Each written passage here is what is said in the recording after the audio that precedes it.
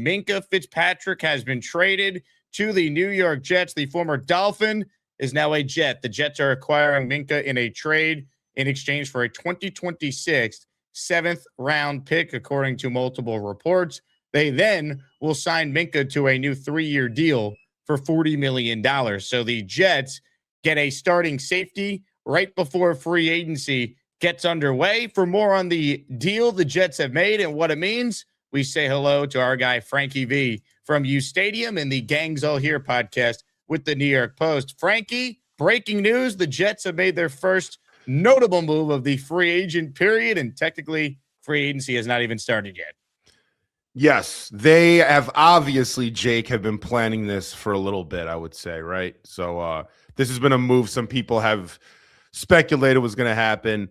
The Jets obviously need help at safety. They want someone that's a little bit of a ball hawk, someone to help some of those young guys back there. The move makes a lot of sense. I mean, we barely gave up nothing for him.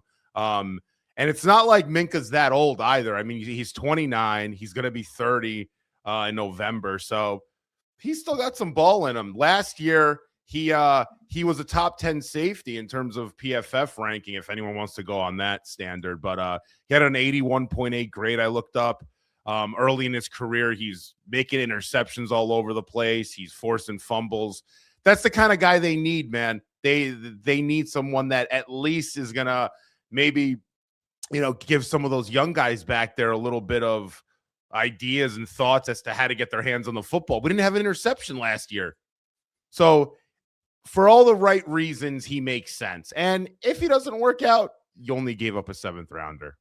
And let's see the full details of the contract that the Jets have signed him for. Never overreact to any contracts that get tweeted out over these next few days, because it's all coming from the agent that want to make themselves and the client look good. So they say the highest possible number. All that matters is how much of the money is guaranteed. And we'll find out. But from just a sheer value standpoint, I love this from a Jet perspective. I think Darren Muji did a great job with this, because if you're the Jets and you need so many different things in free agency, getting a guy for just a 7th-round pick that is still a solid football player, there's nothing wrong with that move. And let's think about it, right?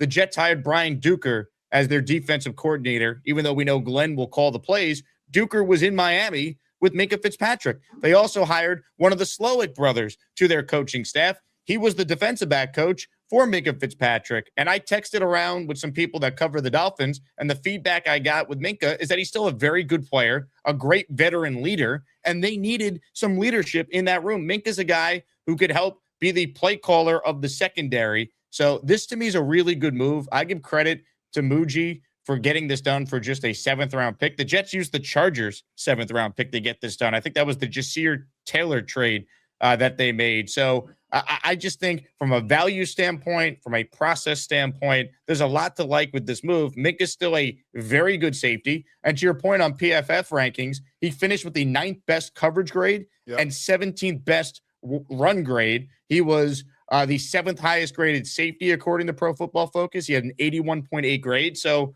for a 7th-round pick and then a 3-year extension that's probably closer to about a 2 when it's all said and done, for a guy who's still just 29, it's not like he's old. I think you really like this deal from all aspects if you're a Jet fan.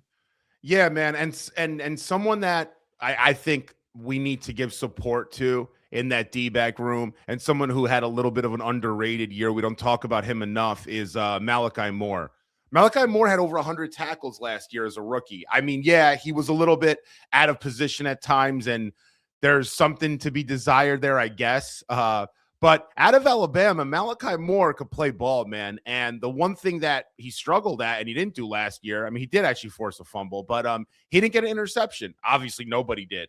And you want your safeties to learn how to react and how to read the quarterback size and how to get, be a little heady about things. Minkah Fitzpatrick in that room, you think he's not going to drop some knowledge to Malachi Moore? Somebody we should really start investing in, not only in himself from a coaching perspective, but you want to surround them with players that know what the hell they're doing. We have one of the youngest teams in football, the 2nd youngest team in football, actually, on paper. You want to bring in a few vets. They said they wanted to bring in some vet leaders that can come in there and direct traffic and help these guys understand what's going on. Minkah Fitzpatrick fits that build. I think it's a good way to sort of start free agency. And I think Darren Muji, he might be better than some people think. I know around the league he's got a better name than Aaron Glenn, but maybe we got a really good GM on our hands. Maybe. Yeah, I think Muji has been really good in this aspect of the job. He's been really good with these, late day 3 picks and turning them into veterans who are solid. By the way, one update on this trade here, because I misspoke. I referred to Jasir Taylor as how the Jets acquired this pick. So this pick was actually sent to the Jets in the Jarvis Brownlee deal. So the Jets essentially were able to take a 6th-round pick and turn it into Jarvis Brownlee and now Minkah Fitzpatrick. And yes, the Jets are giving Minkah a new contract here. But again, we'll see the final details of the contract when push comes to shove. But I think if you're a Jet fan, I think you got to be ecstatic with just the thought process and the execution here from a trade perspective. You have at least now one starting safety going into free agency. And by the way, don't be surprised if Ashtyn Davis is brought back on a lower tier type of deal. Another connection with the Miami Dolphin coaches that Aaron Glenn hired to run his defense with him this year. So perhaps Ashtyn Davis, who's the last Jet to have an interception in 2024 in that final game against Miami, perhaps the Jets need to bring him back to end this interception streak. But Minkah's still a good player. Again, 9th best coverage grade and 17th best run grade, according to PFF. Checked in with people who watched every game that cover the Dolphins, said he's still a good player. I don't think there's any downside to this move that the Jets have made. Yeah, and the other thing about this move that I like, just thinking about it from the outside, I just like that Darren Muji got the deal done and got it done without having to really overpay. It seems like Darren Muji hasn't overpaid for anything he's done thus far. Actually, teams seem to be overpaying us, which is nice for once in a, for once in a blue moon, that we're getting better value, it seems like, on all these deals over the last couple years.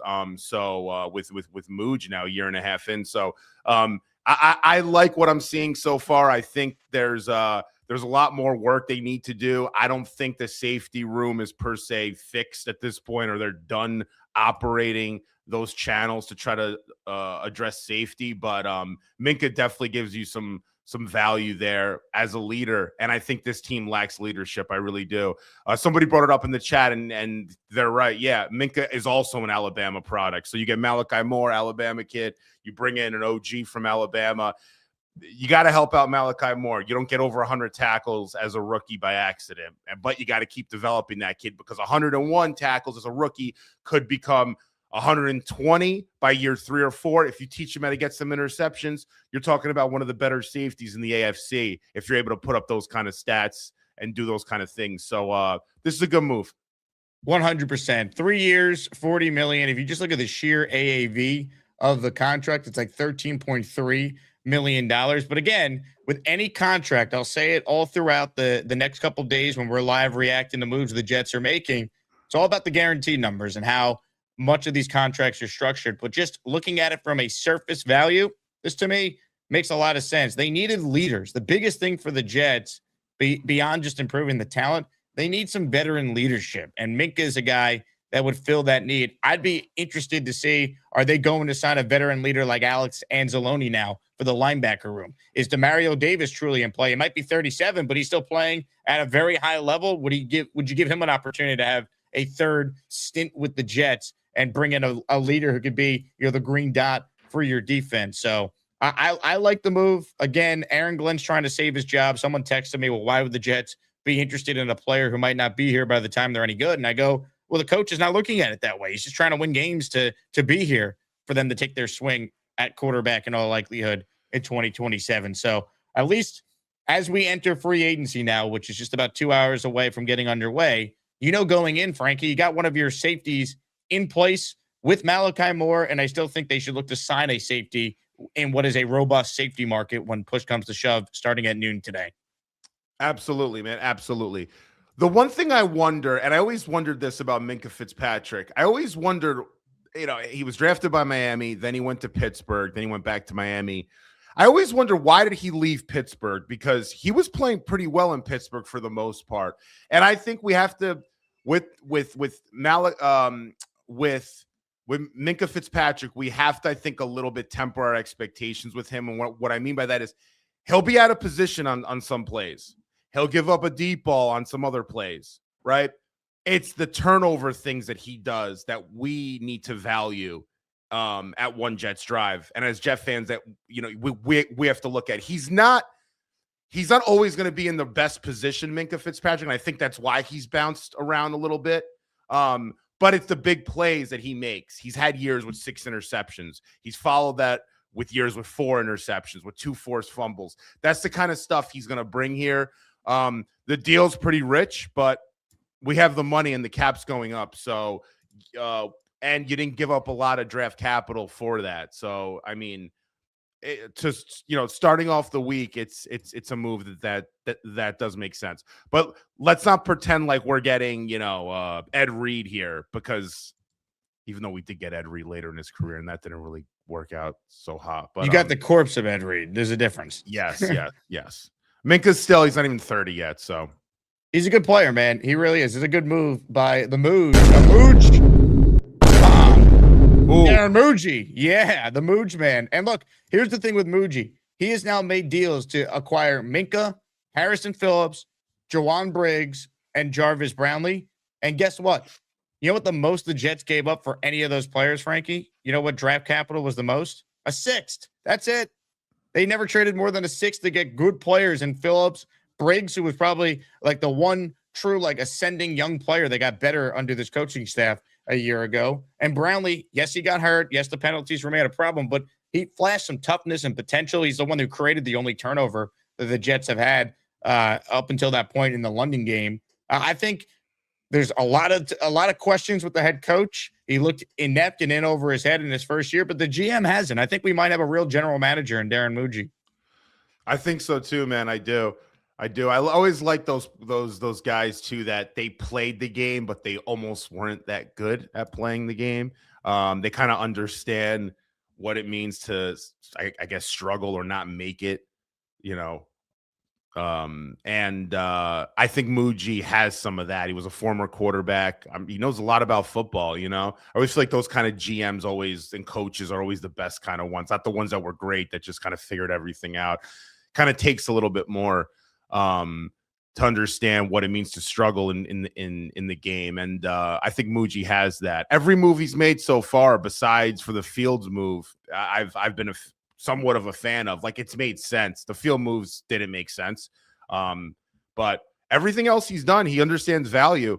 And I think, safety and defensive tackle are 2 positions you almost rather not invest too much capital in come draft day. You don't want to draft a defensive tackle or safety that high usually. And I like that he's addressed those spots without having to use up, high draft capital. And Jake, we don't need to go into free agency and spend that much money. We have 2 first-round picks. We have 33 and 44. Like, we don't need to go in and spend like drunken sailors to fix this roster. If you're able to do something like this and bring in a safety without having to use a draft pick on that position, and then with Tavondre Sweat, we did the same thing with defensive tackle. You're starting to see that this guy seems to get it to a degree. And that's encouraging, because the Jets have a really, really important week ahead of them, but they have a really important offseason to kind of set up the future for this team. But yeah, good move to start off. I mean, I've always liked Minkah Fitzpatrick. I like safeties that just make plays. Yeah, they may be out of position at times, but they make plays in the football. You can't substitute for those kind of things. Hit the like button if you're just tuning in. Comments, questions, super chats, cut the line. Make sure, Jet fans, you are subscribed to this channel. You won't find more live and instant reaction coverage than what you'll get on this channel over the next week. We're at 44,532 subscribers, so thank you to everyone for their support there. Make sure you subscribe, turn on notifications, and we're going to be live breaking down all the Jets moves that they could start making at noon in free agency. But Mood's not wasting any time swinging a huge deal before the legal tampering period gets underway. Some super chats here. Will be joined by some guests on this stream as well. I reached out to some people that you know very well on this channel so we could get their thoughts on the deal. Doug with our first super chat. He says, I much rather give Minkah 40 than overpay a free agent. And the true value of Minkah's contract, Doug, we don't know just yet. I doubt it's 3 years and 40 million fully guaranteed. My guess is it's probably around a 2-year extension, and some of the money for the first 2 years is likely guaranteed. So I expect Minkah to be a Jet for the next 2 years. Mike Dorama with a super chat. He joins our weekly raffle for 2. For those who are tuning in for the first time this week, on Friday, we're going to raffle away a signed Joe Namath helmet, a signed Joe Klecko helmet, and a signed Garrett Wilson helmet. So make sure you enter for your chance to win. Super chats and gifted memberships get you in the raffle. Mike says, which free agent safety that is available would have been a better value than what we're paying him? It's a fair point. There's some really good safeties. It's just a matter of what's the fit the Jets are looking for. They're looking for more of a strong safety, a free safety. How important is a safety in Glenn and Duker's defense? But it's a good safety class. Cam Curl got re-signed, but Kevin Byard's out there. No players got more interceptions than him since 2016 when he entered the league. Jalen Hawkins from the Pats, Jalen Thompson from the Cardinals, Kobe Bryant from the Seahawks. I like Nick Cross a lot from the Colts, Jaquan Brisker, the other safety in Chicago. There's some good safeties. I'd like to see the Jets sign at least one more. Yeah. Geno Stone's pretty good too. Brian Cook. You got some guys out there.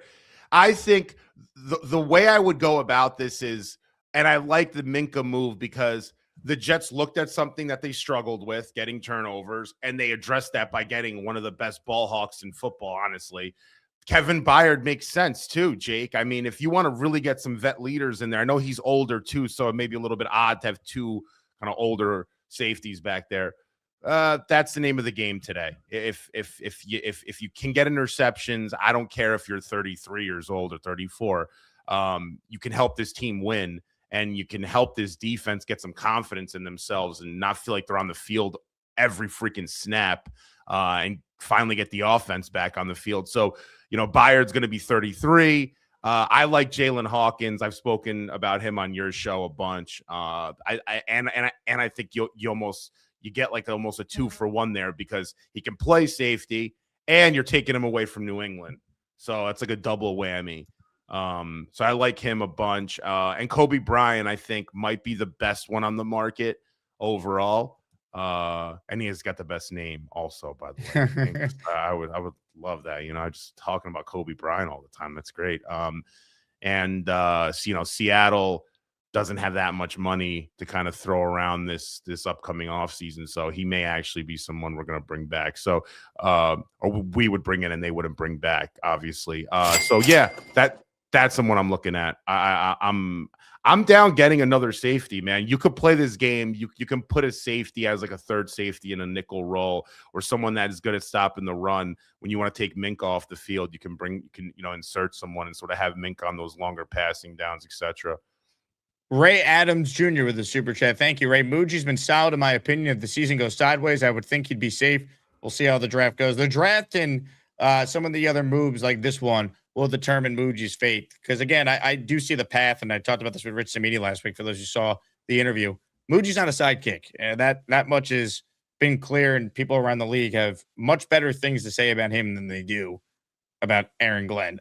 So let's see. Ray, thank you. Doc Jet fan checks in. Muji's been extremely creative, especially given that it's a real possibility that free agents are telling the Jets no thanks. Very well done. Agreed. The best strength for Muji has been these trades for day 3 picks, using them to acquire proven veteran commodities. Again, the Jets have now acquired Minkah Fitzpatrick, Harrison Phillips, Jawan Briggs, and Jarvis Brownlee, and they didn't give up more than a 6th-round pick for any of them. And Minkah Fitzpatrick was a 7th-round pick. That's all they gave up to get this guy. And they acquired the 7th-round pick in the deal that got them Brownlee for a 6th in the first place. Yeah, man. Yeah, I mean, listen, Minkah Fitzpatrick, when he came out of Alabama, he was one of the top-rated safeties in years. I mean, he was an 11th overall pick. Minkah Fitzpatrick can play football. He's been playing football for a long time. He's been at the top of that, who's the best safety in football conversation for a little bit. So you can't substitute for experience and a guy who has just been at the top of his class now going on more than a decade. I'm down with it, man. I was all in the camp probably a few months ago of, oh, the younger, the better. We're not going to be ready to win. Just go young all over the place. If you go too young sometimes, these guys don't know what the hell they're doing. They need leadership. That's you need leadership. You need guys that have done it. Proof is in the pudding. I mean, Nick Cross is good. I'd rather have Minkah Fitzpatrick. I get the allure with the guy who's 24, 25, but sometimes experience, man. Just get guys that know what the hell they're doing. Yeah, everyone's like, oh, well, why would you want to win 5 or 6 games? Listen, this team's got to start winning football games eventually. How long are you not going to win games? Start setting yourself up with quality players that know what the hell they're doing, that get guys around them playing good football, good ball. These guys got to learn how to play good ball. That's just a fact. Malachi Moore is not going to become a better safety playing next to someone that doesn't know what they're doing. I mean, it's not going to help him. You got to help these guys out. Comments, questions, super chats. We'll cut the line. The great Will Parkinson is about to join us. But first, let's open up voting for the first ASMANIAC Madness battle in the round of 64. Ladies and gentlemen, the #1 overall seed is in action this morning. Kyle Clifton in the inside-outside region will take on the 16th seed, Cash Money Mike. If you're new to the show, it's easy. You vote in the YouTube poll that will pop up shortly on who you think should advance to the round of 32. But here we go. The 1 versus the 16. The first round of 64 battle is officially underway.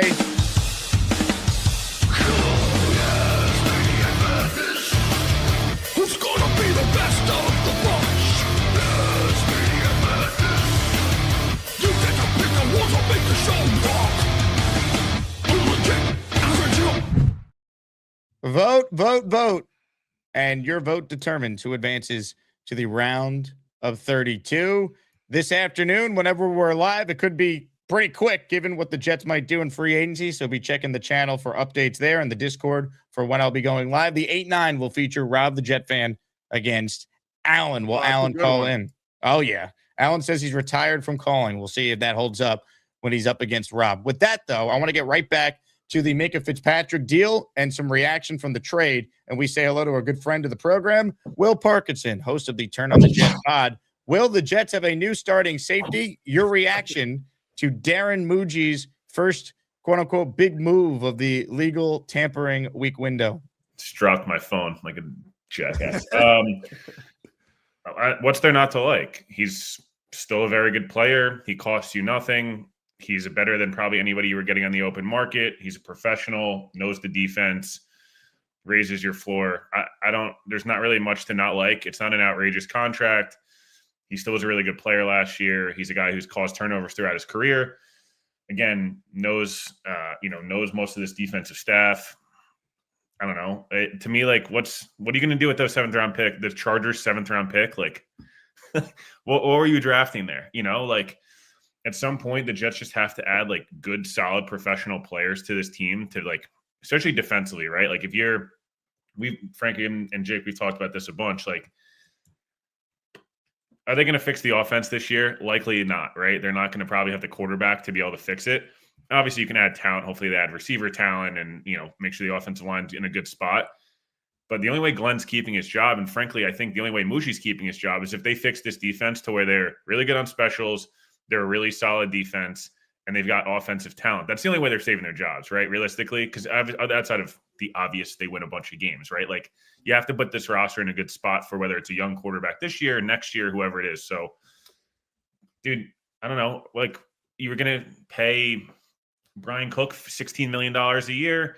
Was he coming here? I don't know. Maybe they had interest, but that doesn't mean that you're guaranteed to get him. The Jets basically sent the 7th round pick to cut the line for a really solid veteran who was a top 7 safety in football last year by every metric. Like, that's much better than Andre Sisco and Tony Adams and Jordan Whitehead. Like, that's what the reality. The floor is really low at safety, man. They have not had a good safety here since like really early days of Jamal and Marcus May. It's a long time ago.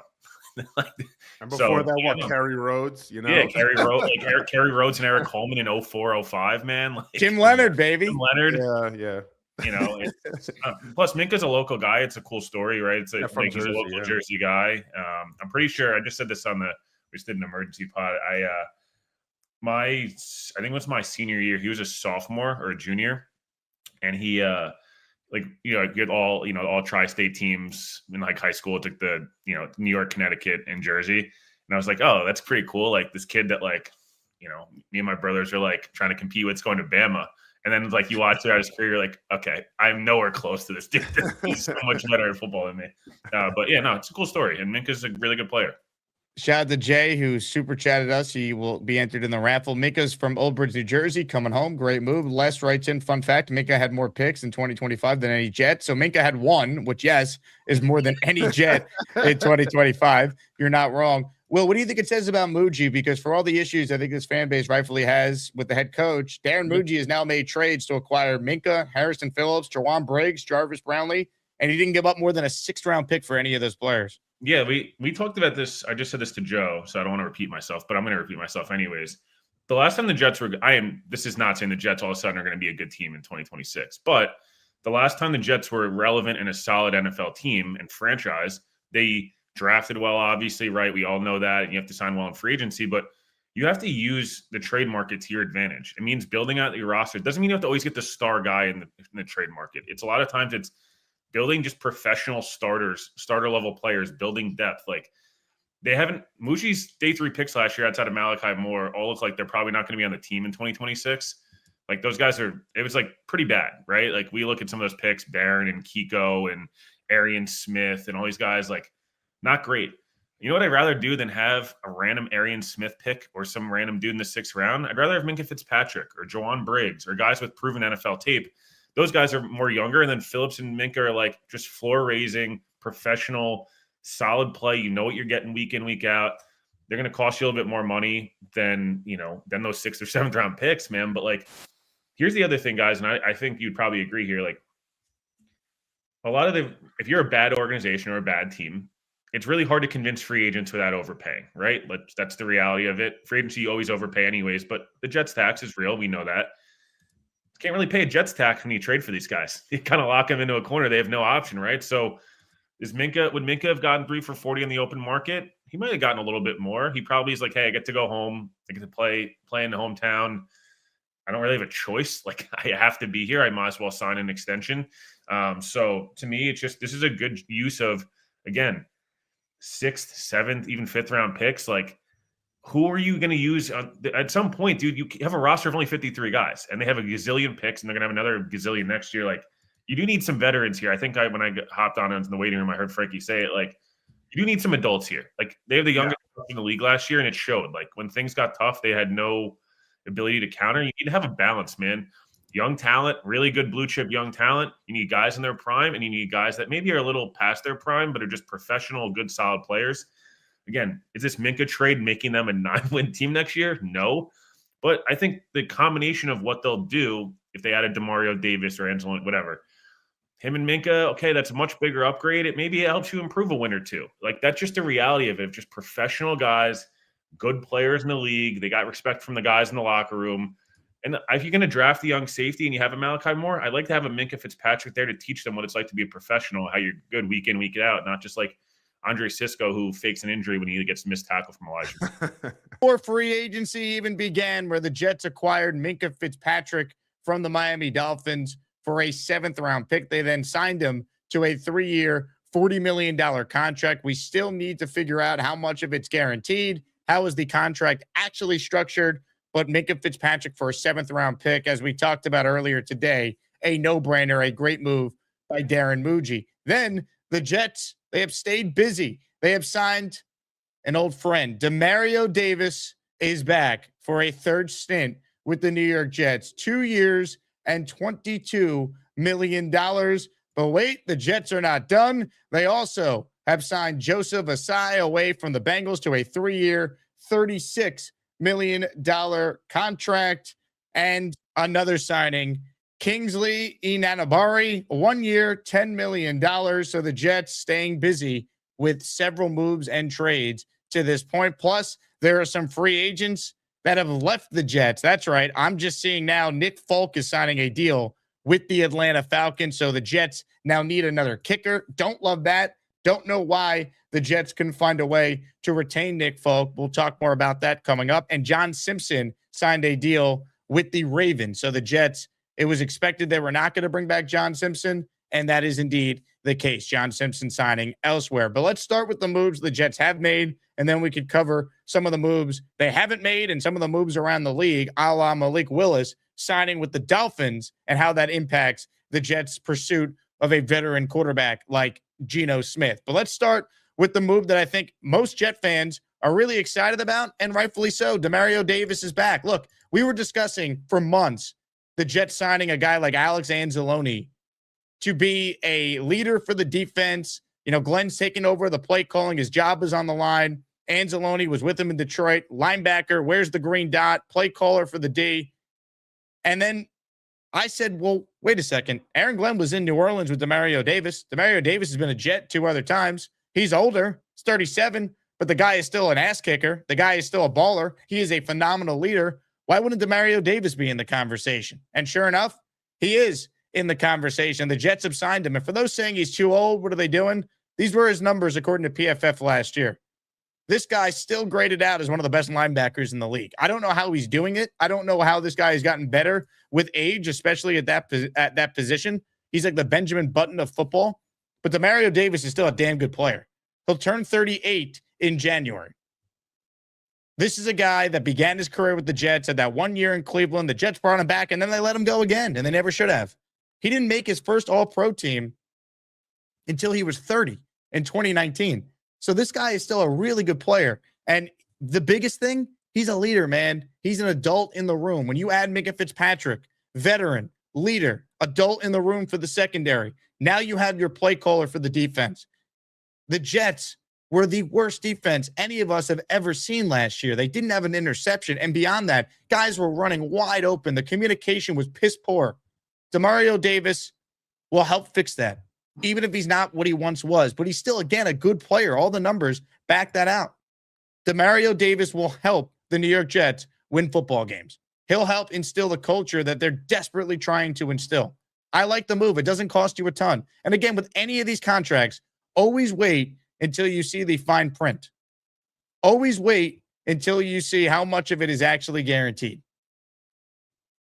But the Jets, they were in on Alex Anzalone. He ends up signing a 2-year, $17 million deal. I have a funny feeling Demario Davis at 2 years and $22 million, the guarantees for him are a lot less than what Anzalone's guarantees were. And that's why the Jets went with Davis at the end of the day. And I like Demario Davis a lot. He was one of my favorite Jets when he was here the first go around. I remember Darrelle Revis once raved about Demario Davis's leadership. Rex Ryan compared Demario Davis to Ray Lewis as far as leadership goes, not as a player, but just some of the traits that he saw in Ray Lewis when Rex, of course, was with the Ravens before he became the head coach of the Jets. Davis is a good player. I like this signing a lot from a Jets standpoint. The other moves the Jets have made, quite simply, they need edge depth, right? I mean, Joseph Asai is a guy that you're getting on a 3-year, $36 million deal. He's had 10 sacks over the last 2 years with the Bengals. Again, we'll see how much of this is actually guaranteed. I saw somewhere around $22 million, but that's kind of the going rate for pass rushers. And again, this hopefully means there's no more Michael Clemens on the team, right? There's no more guys that don't belong on this team that are here. They're completely revamping this defense. No more UDFAs none of us have ever heard of taking meaningful snaps on the defensive end slot for the Jets. They have rebuilt the interior. We know Phillips and Briggs will be back. They made the deal trading away Jermaine Johnson to bring in Tavondre Sweat. They're rebuilding the defensive line. They have to. They have no choice. This team was in shambles up front, and you can't win if your team's in shambles up front, as we all know who watch football. And then the final move they made, Kingsley Enagbare. This is a guy that is basically taking kind of like a prove-it deal. 1 year, see what you got, see what you could do, that type of move for Kingsley. I know Will Parkinson, who joined us earlier, was very high on his upside. Again, 1 year deal. It's only 26. He's a guy that I think a lot of people like the potential. He'll give you some juice as a pass rusher if he's used properly. Be curious to see if the Jets play him more inside or if they line him up on the edge. He's expected to be an edge. He had 2 sacks this past year, but again, he was lining predominantly up as a defensive lineman. This is edge depth for 1 year. He's been durable. He's played in all 17 games for Green Bay every year since he's been drafted. So he's a solid player, I think, for the price point. I'm not going to go crazy over this one, nor should you. But yeah, the big signing clearly is Demario Davis. And I think if you're a Jet fan, you have every right to be excited about that move. Again, we understand his age. We understand he's 37, turning 38 by the end of the Jet season. But he's a good football player. And quite frankly, the New York Jets just don't have enough good football players. And they're trying to retool the defense in free agency. That is what the Mooj is looking to do. You got a proven veteran at safety now and Minkah, leader of the secondary. You got a proven veteran in Demario Davis, the leader of the front seven. You're switching to a 3-4 front anyway. And one of the things I hope happens here is that I hope that if they don't trade Jamie and Sherwood, which who knows, maybe they can find a team that will want Sherwood. It's probably going to be tough with that contract. Demario Davis could help Jamie and Sherwood. If you're going to be stuck with Sherwood for another year, Demario Davis, I believe, could help Jamie and Sherwood. We're joined right now by our next special guest, the host of the Dylan Tereman Experience. It's Dylan Tereman. Hello, Dylan. What up, Jake? How's it going? Oh, man, busy day. I know you've been following along all day. Give me your thoughts on the Jets free agent signings and then the Minkah trade as well. Yeah, I mean, Aaron Glenn has to be a happy man today with, what is this now, 5-6 additions to the defensive side of the ball alone. 5 additions with the trade. So we talked about it the other day, and I reposted it today, and hopefully Demario sees it. But we called that. I mean, I've kind of been saying it for a while. If you're going to be in the market for Anzalone, just go get Demario Davis. It made more sense, honestly. And I like that he's tapping into, he being Aaron Glenn, tapping into the relationships from the Saints more so than just the Lions, because David Onyemata, the defensive tackle, who, although he is 34, going to be 34 soon, there's that clip going out, I think the Jet Press put out, of Aaron Glenn and Onyemata having an exchange after the Jets-Falcons game, and Onyemata saying, like, oh, thank you so much for that meeting 10 years ago. Like, you've changed my effing life. So I like that he's tapping into the crossover from the Saints more so than just the Lions specifically. And then you add 2 25, 26-year-old edge rushers, and then you can still add one in the draft and have a nice rounded 4 pass rushers. And now we have 4 really stout defensive linemen. So I think Aaron Glenn is a very happy man, if I had to guess. What are your thoughts on the base 3-4 that the Jets potentially could line up with? Yeah, I'm glad that Nania put this out to kind of paint a picture for everybody. Nania, very positive on Twitter today, saying he likes the value of these free agent deals, which is great, because I know sometimes Nania gets painted as like a super negative guy, and I feel like he's just, he's pretty specific in what he likes, and he goes from an analytic angle. So a lot of the times the Jets aren't, doing what he likes, but this graphic here is really well laid out. I love Osai and McDonald on the edge. Then you have Enagbare, who gives you a consistent floor in pass rushing. I think he's been anywhere between like 25 and 27 pressures each of his 4 seasons in Green Bay. And he is pretty stout against the run as well. So you have a nice play style difference between McDonald, Osai, and now Enagbare. And then Onyemata, Sweat, and Briggs. Obviously, we still have Harrison Phillips as of now. I know some people are kind of worried that maybe Phillips is expendable at this point with his $7 million that you can clear up on the cap. I don't know if they'll necessarily do that. I think they look at him more as a leader. But like I said, you have a really strong front 4 defensive tackles and edge. And then on the back end, or the second level, really, that glue that Aaron Glenn was talking about last year, Demario Davis, man. You can't get much better than that. They're still going to add a linebacker. I'm not saying that they should just be done with the position completely, but Saleh talked about flag bearers on his team when he came in, and they didn't have enough of them in his first year. And he got guys like Quan Alexander and people like that trickled down the message. That's exactly what Demario Davis is going to be. And, Will Parkinson was saying that he's a vocal leader. He's not CJ Mosley, who leads by example. He's Demario Davis, who's going to lead by getting loud and vocal and put everybody in the right place to succeed. So I'm happy with the depth. We talked about it just the other day. Depth on the D-line is so important, and I feel like people are going to think it's a little too much, but to me, this is perfect to have 8 strong defensive linemen. When was the last time the Jets were good? 2022 and early 2023. and we had a really strong defensive line. So I'm happy that they're trying to do their own version of that now.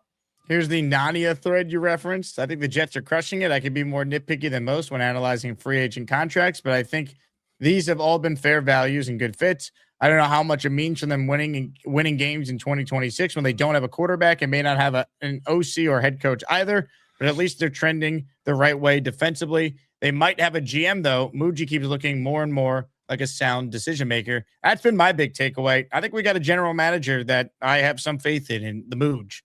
That's quite the picture with the little soul patch goatee and the slightly gelled with sweat faux hawk.